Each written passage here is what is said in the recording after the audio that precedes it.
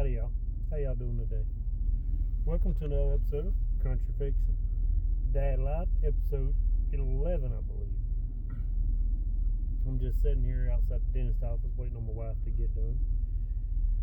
Me and the little boy down, the guy him back there, he's a snoozing in his car seat.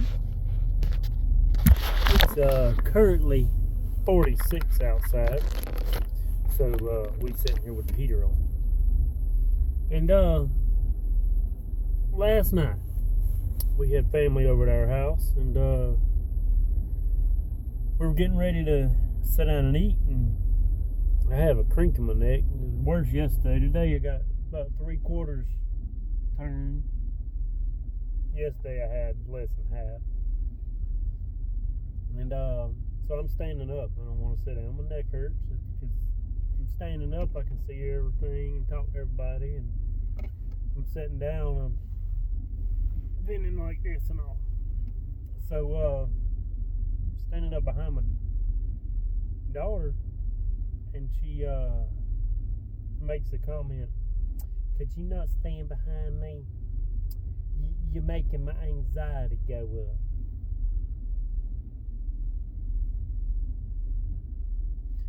We didn't have a discussion about it then. We waited till later. But I don't know where these kids come up with the idea that anxiety stops the world,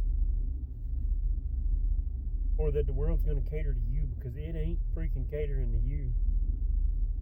Ain't nobody catering to you. If you don't like where somebody's standing, move somewhere else. As I told her, I'm like, well, there's an open chair on the other side of the table with your back facing the wall. Go sit over there, because I'm going to continue to stand here. And but later on we had the discussion, and I'm like, isn't school cafeteria public lunchroom for everybody in school? I'm pretty sure there's people behind you. Isn't Walmart pretty public? There's people behind you. Everywhere in this life, there is someone standing behind you. Whether it's a foot away or 5 miles away, there's somebody behind you. And she has never had any reason to say anything like that. So all I can guess is a phase, or a something she heard somebody else said, and undoubtedly they got the reaction they wanted. But it was about a 2-hour long argument conversation with her and my wife had last night, wanting to know why she's even using that phrase to try to get anywhere. Because if you got anxiety in your own house, you got more issues than you want to talk about. We don't really look like, or sorry, text message came up and it said it looked, so I'm like, we don't really look like, sorry about it. Anyway, I don't even joke around with her much anymore, because she's became a little asshole most of the time. And you try to joke around with her, most times she gets offended or upset or mad, and it's like, no, I'm not playing into that. You want to be alone, you can be alone. Because when it is more of a, and we've tried explaining this to her, so I don't know when it's going to click in her head, but when someone works harder to stay around you than they do to go do other stuff, most of the time they're going to do other stuff. And when every time someone's around you is bickering and complaining, they're probably not going to be around you. Just saying. And I love my daughter, and I will sit somewhere all day long and be as quiet as a mouse and not say a word to her, just so I can be around her.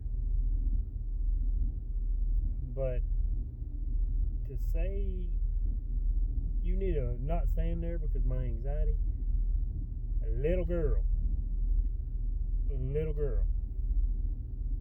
For one, you may want to figure out better words to use. For two, that ain't getting you nowhere. And she's went and talked to like a lady one time about it, and I don't think this lady told her to say, hey, yeah, my anxiety's going up, so you gotta not stand there. You can't do that. And supposedly, if she says please, that counts as now.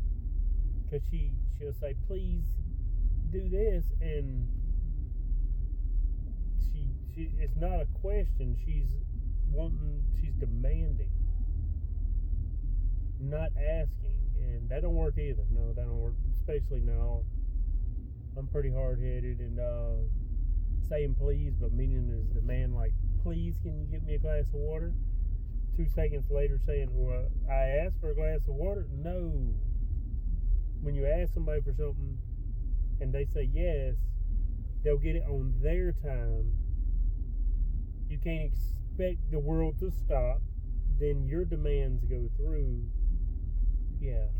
Because when we ask, please go clean the cat litter box, please clean your room, please get all the dishes out of your room, please get your laundry out of your room. When we ask please on that stuff and you forget about it because you get preoccupied doing whatever else, you don't have any major things other than like 3 chores. Yeah, please don't count anymore when it comes to that. What y'all think? Y'all got some teenagers doing the same thing? If so, what went on with y'all? Thank y'all for tuning in to Country Fixin', Dad Life, episode 11.